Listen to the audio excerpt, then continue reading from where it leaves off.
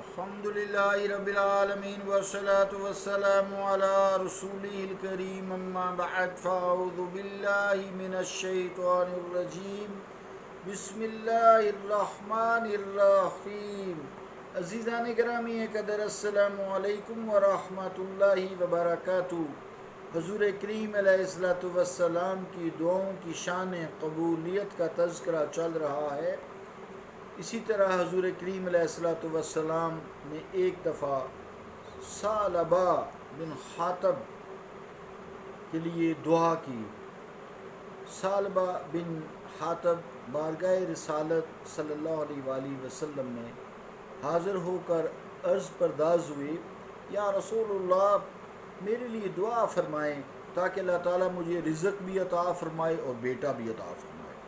حضور کریم رحمت عالم صلی اللہ علیہ وآلہ وسلم نے اسے نصیحت کی اور فرمایا، یا ثعلبۃ قلیل تطیق شکرہ خیر من کثیر لا تطیقہ۔ ترجمہ کیا ہے کہ ثعلبہ، تھوڑا مال جس کا تو شکر ادا کر سکے وہ اس کثیر مال سے بدرجہ بہتر ہے جس کا شکر ادا کرنے سے تو قاصر رہے۔ لیکن اس نے اصرار کیا، حضور صلی اللہ علیہ وسلم سے اصرار کیا کہ حضور میرے لیے ضرور دعا فرمائیں، اللہ تعالیٰ مجھے زیادہ دولت عطا فرمائے۔ اس نے پھر جب اصرار کیا تو حضور صلی اللہ علیہ وآلہ وسلم نے فرمایا، تیرا بھلا ہو، تجھے یہ بات پسند نہیں کہ تو میری طرح ہو جائے؟ میں چاہوں تو میرا رب ان پہاڑوں کو میرے ساتھ چلنے کا حکم دے۔ اس نے پھر اصرار کیا، یا رسول اللہ صلی اللہ علیہ وآلہ وسلم حضور دعا فرمائیں اللہ تعالیٰ مجھے مال بھی عطا فرمائے اور بیٹا بھی عطا فرمائے۔ مجھے اس ذات کی قسم جس نے آپ کو حق کے ساتھ مبعوث فرمایا، اگر اللہ تعالیٰ مجھے مال و دولت سے سرفراز فرمائے تو میں حقدار کو اس مال سے اس کا حق دوں گا۔ نبی کریم رؤوف الرحیم صلی اللہ علیہ وآلہ وسلم نے اس کے لیے دعا فرما دی۔ گویا جب دعا فرمائی تو اس کے لیے رزق کے دروازے کھل گئے۔ اس نے چند بکریاں خریدیں، ان میں اتنی برکت ہوئی کہ اس کے گھر سے ملکہ حویلی ان سے بھر گئی اور مزید کی گنجائش ہی نہ رہی۔ پھر وہ باہر کھلی جگہ پر اپنے ریوڑ سمیت منتقل ہو گیا۔ اب دن میں تو حضور علیہ السلام کی معیت میں نماز ادا کرتا رہا، رات کو وہاں باہر جاتا اور وہی نماز پڑھ لیتا۔ پھر وہ ریوڑ اور بڑھا اور دور جانا پڑا۔ اب نہ وہ دن کو حضور علیہ السلام کے ساتھ نماز پڑھتا نہ رات کو۔ اب 8ویں دن نماز جمعہ کے لیے مسجد میں حاضر ہو کر حضور کریم علیہ السلام کی اقتداء میں نماز جمعہ ادا کرتا۔ پھر اور اس ریوڑ میں برکت ہوئی اور اس ریوڑ میں برکت ہوئی۔ زیادہ دور جا کر اس نے اپنے ریوڑ کے لیے جگہ بنا لی۔ اب کیا تھا، جمعہ اور جنازہ میں بھی شرکت کرنے سے معذور ہو گیا۔ حضور کریم علیہ السلام نے فرمایا، وَيْحَكَ ثعلبہ بن حاتب، اے حاتب کے بیٹے ثعلبہ، صد ہے، افسوس ہے، افسوس ہے، صد ہے، بہت افسوس ہے۔ پھر صلی اللہ تعالیٰ علیہ وآلہ وسلم نے اس کو یہ بھی کہا، صد خیف ہے۔ پھر اللہ تعالیٰ نے اپنے حبیب علیہ السلام کو حکم دیا کہ مسلمانوں سے زکوٰۃ وصول کرنے کے لیے عامل ہوتے ہیں جو زکوٰۃ لوگوں سے اکٹھی کرتے ہیں۔ یہ بینر لگا کر زکوٰۃ بٹورنا یہ طریقہ نہیں ہے۔ حکومت بیت المال، زکوٰۃ بیت المال کا حصہ ہے، تو زکوٰۃ وصول کرنے کے لیے عامل بھیجیں۔ چنانچہ اس کی طرف 2 آدمی بھیجے گئے اور ان کو ایک گرامی نامہ لکھ دیا جس میں اونٹوں اور بکریوں کے لیے تعداد اور رقم مقرر کر دی گئی۔ حاکم وقت کا کام ہے زکوٰۃ وصول کر کے بیت المال میں جمع کرانا اپنے کارندوں کے لیے، اور پھر حکم تحریری دیتے ہیں۔ پھر اپنے عاملوں کو حکم دیا کہ ثعلبہ کے پاس جائیں اور کہیں اپنے مال مویشی سے اسے کہیں اپنے مال مویشی سے زکوٰۃ ادا کرے۔ عاملین گئے اور انہوں نے ثعلبہ کو زکوٰۃ کا مطالبہ کر دیا.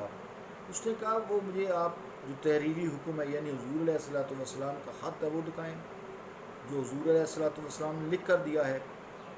تو انہوں نے عاملوں نے مکتوب گرامی ثعلبہ کے سامنے رکھ دیا. تو اس نے پڑھ کر کہا یہ صدقہ نہیں ہے، زکوٰۃ صدقہ یہ صدقہ نہیں ہے، یہ تو جزیہ ہے، ٹیکس جسے کہتے ہیں.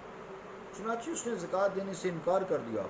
حضور کریم علیہ الصلوۃ والسلام کے دونوں عمل دوسرے لوگوں کے پاس گئے، وہاں سے زکوٰۃ واپس لی، پھر واپسی پر پھر ثعلبہ کے پاس آئے. اس نے پھر وہی کہا یہ تو جزیہ ہے، ٹیکس ہے، میں جزیہ کیسے ادا کروں؟ اچھا میں سوچ بچار کے بعد بات کروں گا، مجھے موقع دیں.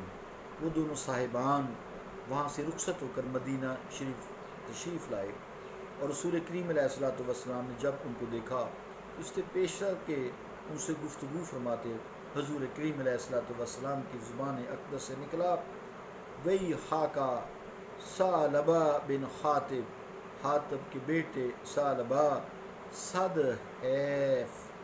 اس وقت اللہ تعالیٰ نے پھر یہ آیات نازل فرمائیں وَمِنْهُمْ مَنْ عَاهَدَ اللَّهَ لَئِنْ آتَانَا مِنْ فَضْلِهِ لَنَصَدَّقَنَّ وَلَنَكُونَنَّ مِنَ الصَّالِحِينَ فَلَمَّا آتَاهُمْ مِنْ فَضْلِهِ بَخِلُوا بِهِ وَتَوَلَّوْا وَهُمْ مُعْرِضُونَ فَأَعْقَبَهُمْ نِفَاقًا فِي قُلُوبِهِمْ. سورہ توبہ آیت نمبر 75 سے لے کے 77. ترجمہ کیا ان آیات کا؟ اور جو کچھ ان میں سے وہ ہیں جنہوں نے وعدہ کیا اللہ تعالیٰ کے ساتھ اگر اس نے دیا ہمیں اپنے فضل سے تو ہم دل کھول کر خیرات دیں گے اور ضرور ہو جائیں گے ہم نیکوکاروں سے. پس جب اس نے عطا فرمایا انہیں اپنے فضل سے تو کنجوسی کرنے لگے اس کے ساتھ اور روگردانی کر لی اور وہ منہ پھیرنے والے ہیں. پس اس کا نتیجہ یہ نکلا کہ اللہ نے نفاق جما دیا ان کے دلوں میں. ثعلبہ کو جب ان آیات کا علم ہوا تو وہ اپنے حصہ کا صدقہ لے کر حضور کریم علیہ الصلوۃ والسلام کی خدمت اقدس میں حاضر ہوا. حضور کریم علیہ الصلوۃ والسلام نے فرمایا ان اللہ منعنی ان اقبل منک، اللہ تعالیٰ نے مجھے منع فرما دیا ہے کہ میں تم سے اب صدقہ وصول کروں. چنانچہ اب اس نے زاروں قطار رونا شروع کیا، روتا تھا، سر پر مٹی ڈالتا تھا. اللہ کے رسول نے فرمایا یہ تیرا اپنا کیا ہوا ہے، میں نے تجھے حکم دیا تم نے اس کی اطاعت نہ کی. چنانچہ نہ حضور انور صلی اللہ علیہ وآلہ وسلم نے اس کا صدقہ قبول کیا، نہ صدیق اکبر رضی اللہ تعالیٰ عنہ نے قبول کیا، نہ فاروق اعظم نے قبول کیا. اس طرح وہ عہد عثمانی تک زندہ رہا، پھر ہلاک ہو گیا. استغفر اللہ. عزیزان گرامی کہتے ہیں زکوٰۃ کے حوالے سے کوئی شخص زکوٰۃ خود سے اپنے مدرسے، اپنی تنظیم، اپنے رفاعی ادارے، اپنے ہسپتال، یہ جو فیکٹریاں بن گئی ہیں اب، اپنے ہسپتال، کوئی قسم کی کوئی رفاعی سکیم، کوئی بینر لگا کے ایجنٹ چھوڑ کر لوگوں سے مال وصول کرتے ہیں، یہ کوئی شخص بینک بھی نہیں کر سکتے. یہ ہاتھ میں وقت، ہاں اگر وہ بینکوں کو حکم دے، بینک ویسے سودی نظام پر ہیں، تو وہ لوگوں سے زکوٰۃ وصول کر کے ٹیکس جیسے وصول کرتے ہیں، کیونکہ یہ اسلامی ٹیکس ہے، وصول کر کے بیت المال میں جمع کرائیں، عاملین بیت المال میں جمع کرائیں، اور وہاں سے حکومت جو ہے پھر ملک کی فلاح و بہبود کے لیے خرچ کر سکتا ہے، جس کے 8 مصرف ہیں، 8 جگہ پر زکوٰۃ خرچ کی جا سکتی ہے. یہ انشاءاللہ تعالی ہم سورہ توبہ میں پڑھیں گے. یہ آیت کے حوالے سے یہ جو زکوٰۃ ہے یہ ملک کی معیشت درست کرنے کے لیے.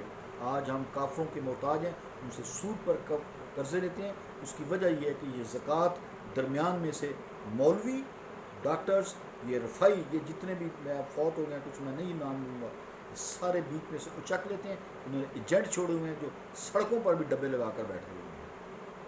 زکوٰۃ صرف اور صرف بیت المال کا حصہ ہے، یہ شروع سے آیا ہے، حکم الہی ہے. اللہ تعالیٰ ان لوگوں کو، دین فروشوں کو، اور یہ جو اسپتال ہے، یہ جتنے ان کو ہدایت عطا فرمائے.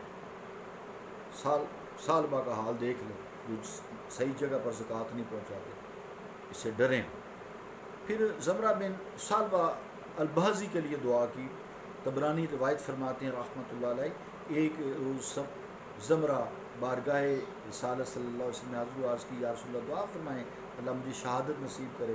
حضور نے دعا فرما دی۔ دعا کیا فرمائی؟ اللہم انی حرم دم ابن ثعلبہ علی المشرکین، کہ اللہ میں مشرکوں کی تلواروں پر ابن ثعلبہ کا خون حرام کرتا ہوں۔